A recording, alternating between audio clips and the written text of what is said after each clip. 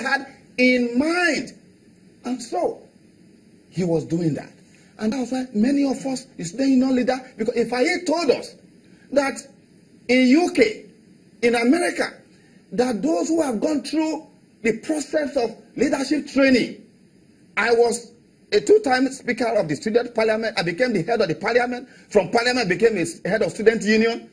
And the decision they would honor this June 12th, as at that time, was taken by parliament. It was a parliamentary decision. I was invited by the state security services to say, look, Mr. Igini, you put the job of all of us. In fact, my uncle, Professor Andrew Onokurai, was the vice-chancellor, was going to put online. And so when I remember all the things the man said he was going to do, and my own constituency, judiciary, people don't talk about this.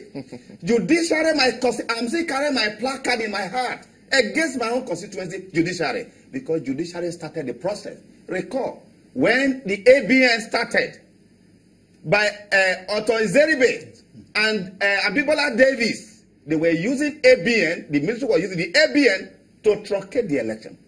Suddenly, despite the fact of Decree number 13 that was promulgated to give confidence to Nigerians that this transition was going to be real, that outside the jurisdiction of the court, just as we have now in some section of the Electoral Act, that the court of law cannot give another stopping an election.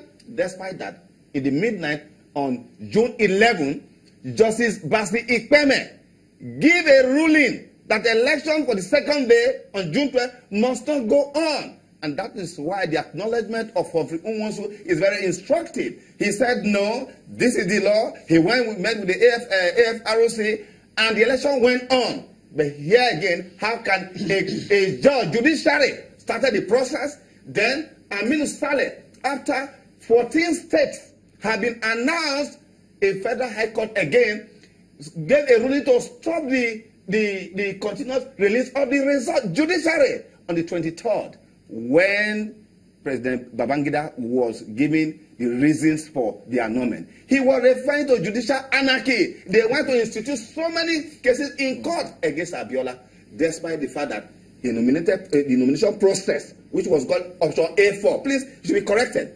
Option A4 was a nomination process, and that's what threw Abiola in another. Again, I'm talking about the significance of the next primaries election. We'll also come to that part in terms of our political system and structure and what we should glean from this moving forward. But let me ask Mr. Banjo.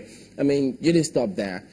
You were also three-time aspirant or candidate in Ogun State for the governorship seat, and then you also went abroad. You're involved in democracy, politicking.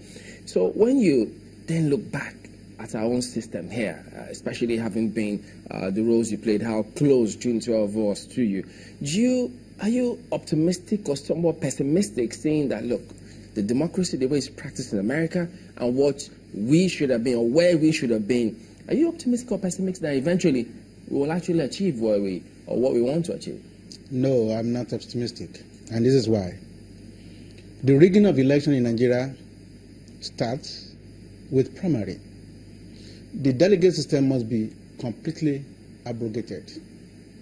If the delegate system is used in the United States of America, there would not have been Obama.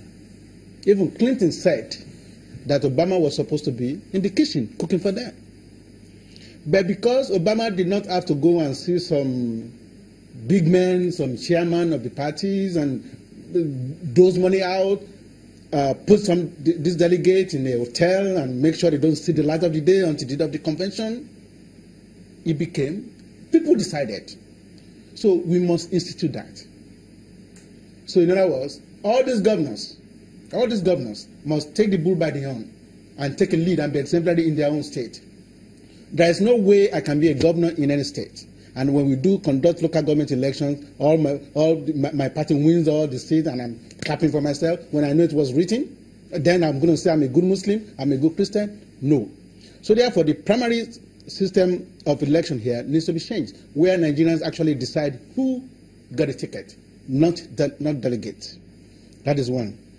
Not too young to run, it's a waste of time. Yes, sir. I'll tell you why. Why? Thank you. This not too young to run is actually for their children. Look at the children, look at Nigerians out there. Where would they have the money to contest? That is one.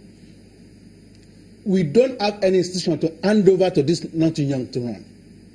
Where would they have the money? Where would they get the money to contest? If we had had an institution and built the nation, we'll be handing it over to them. Today, many Nigerians are born in corruption. They are bred in corruption. They are even made on corruption bed. Let's be sincere. Okay, so if you speak to many Nigerians today, they will not do anything if money is not in there. Are these the people we are handing over the nation to? I must also recognize Otumba, Ariel Nokakanfo, Gani Adams, because not for OPC and Frederick Fashion, not for OPC. This junta we are talking about today would not have been. We need to recognize people like this. So that's what I'm saying. If you want to really make sure that we honor Abiola, we honor Onfunwosu, we must clean out this system, including the judiciary, as Mike had said. In cleaning out the system, yes. What would you say? You use words like we don't have institutions that are built up to hand over to this. What kind of institutions are we talking about? The political party or what? The political party, the way Nigerians themselves think, because Nigerians themselves are the real problems. Because let's say in 1999, when we started this democracy, you did not know that it's not right to take money from politicians and you voted for them. 4 years later, you don't have light. When they come back, I will tell them to go to hell. I will look for somebody who can help me, who will not give me money, and tell him, if you don't perform, I will curse you every day in my bedroom. Okay? But up to today, Nigerians themselves will tell you, when I contested in 2011, I did what they call to go and vote. And I called, he did not know I was the one on the phone. He said, Larry Banjo, what? Did you give me money? That's the system in Nigeria. Okay? And I survived. You called it some voters. I was calling voters.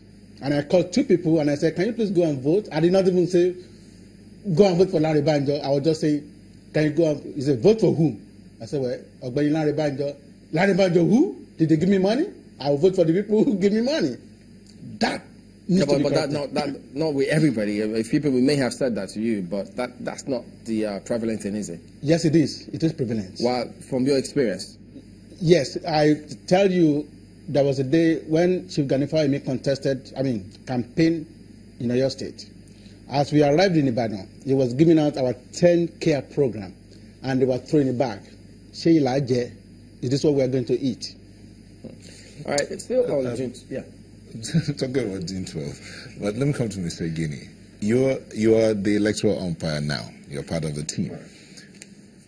But there are these calls out there that the results from that election need to be announced. Do you think INEC is doing right by the people to announce it or not announce it? How would INEC do right by the people? Yes. Would INEC do right by the people to announce it? Do right by the people? What do you mean? Yes. No, what is Should INEC announce the results? Right. You see, I started by telling you that what the president has done commendably is a process. And you could see the names he had mentioned. If I sit down here to be mentioning names, we'll spend the whole day here. And that's why I said it's a process for a closure. The National Assembly have also made a directive. We are yet to see that.